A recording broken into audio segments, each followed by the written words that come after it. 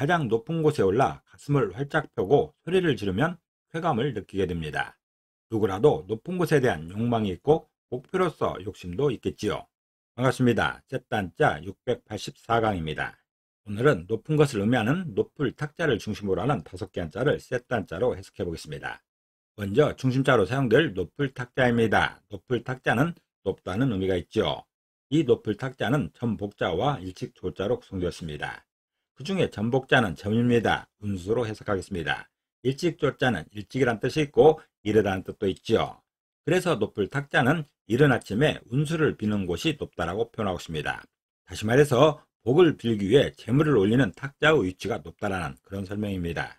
요즘에는 이런 풍습이 거의 없어졌지만 옛날 어머니들은 아침 일찍 일어나면 가장 먼저 하는 일이 이런 일이었습니다. 천지신명께 가족의 안위와 성공을 위해서 기도했던 것입니다.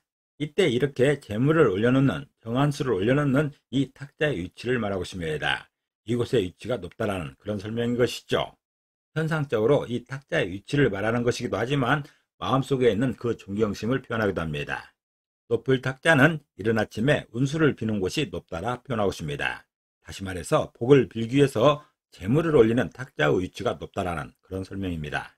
사용 단어로서는 탁상공론이 있습니다. 탁상공론은 높은 상부에서 논의되는 헛된 말이란 뜻이지요. 현실성이 없는 허황된 이론이나 논의를 이루는 말입니다. 그리고 탁자나 식탁이라 할 때도 높을 탁자가 사용되고 있습니다. 중심자인 높을 탁자에 또 하나의 부수를 추가할 때마다 또 다른 한자를 만날 수 있습니다. 이것이 바로 셋다 한자입니다. 높을 탁자가 사용된 첫 번째 관련자는 슬플 도자입니다. 슬플 도자는 슬프다는 뜻이 있죠. 슬프다는 것은 마음이 아프고 괴로운 것을 말하고 있습니다. 이 슬플 도자는 마음신변의 높을 탁자로 구성되었지요. 그 중에 마음신변은 마음을 의미하는 것이고 높을 탁자는 높다는 의미가 있죠. 그래서 슬플 도자는 마음의 높은 곳에서 생기는 게 슬픔이라 표현하고 있습니다.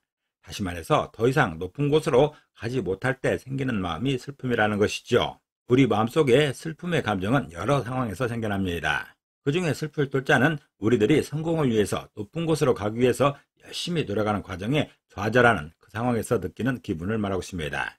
높은 곳까지 올라가기 위해서 애를 쓰는 과정에서 어떤 상황이 발생하여 더 이상 올라갈 수 없을 때 그 좌절에서 느끼는 그 감정을 슬픔으로 표현하고 있습니다.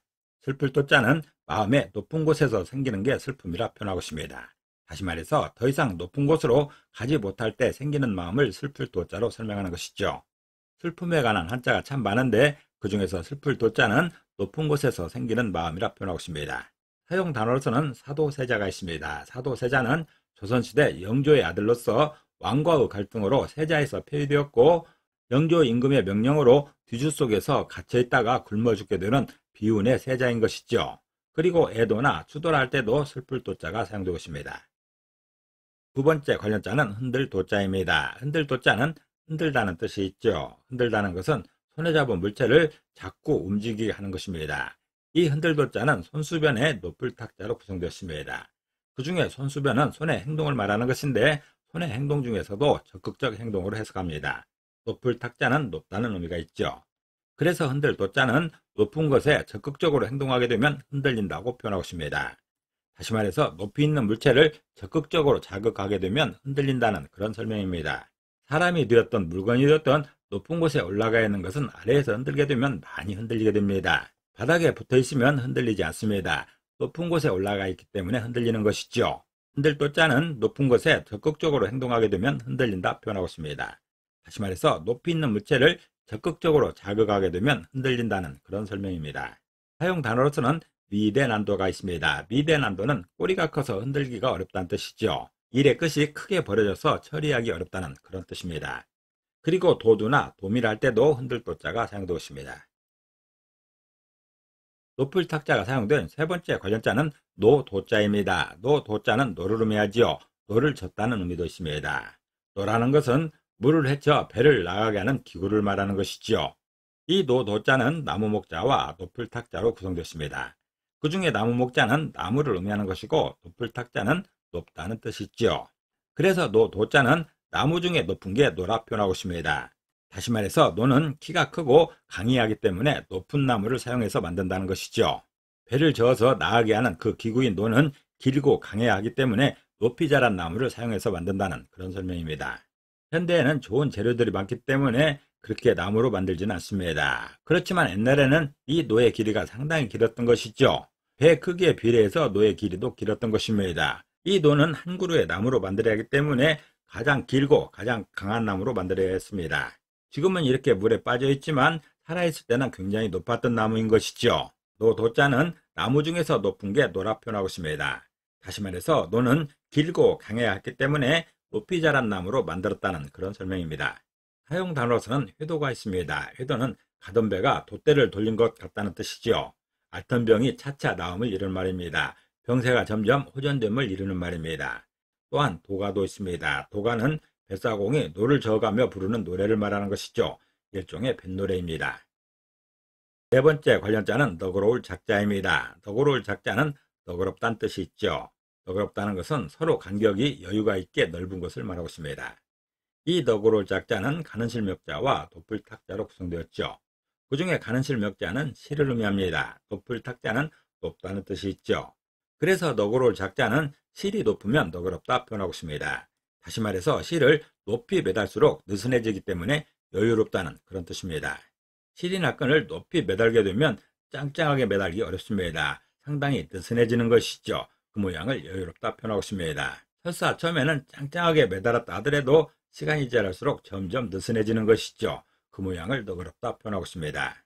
연 날리기에 사용되는 실도 마찬가지입니다. 연이 높이 올라갈수록 그 실의 모양은 느슨해집니다. 휘엄청 휘어지는 것이죠. 너그러울 작자는 실이 높으면 너그럽다 표현하고 있습니다. 다시 말해서 실을 높이 매달수록 느슨해지기 때문에 여유롭다는 그런 뜻입니다. 사용 단어로서는 여유작작이 있습니다. 여유작작은 빠듯하지 않고 아주 넉넉함을 이루는 말이지요.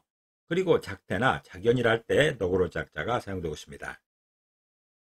높을 탁자가 사용된 다섯 번째 관련자는 밝을 탁자입니다.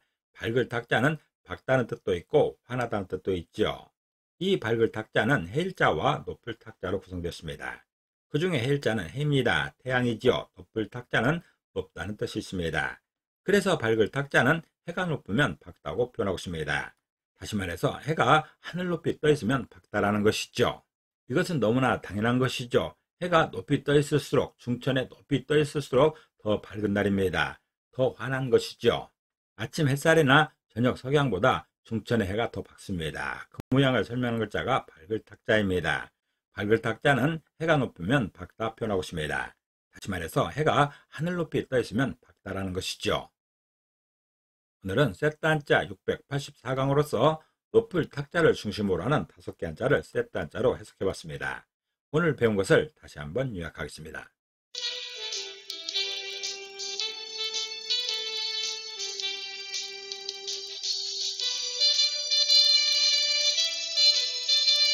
오늘도 평안을 기도합니다. 감사합니다.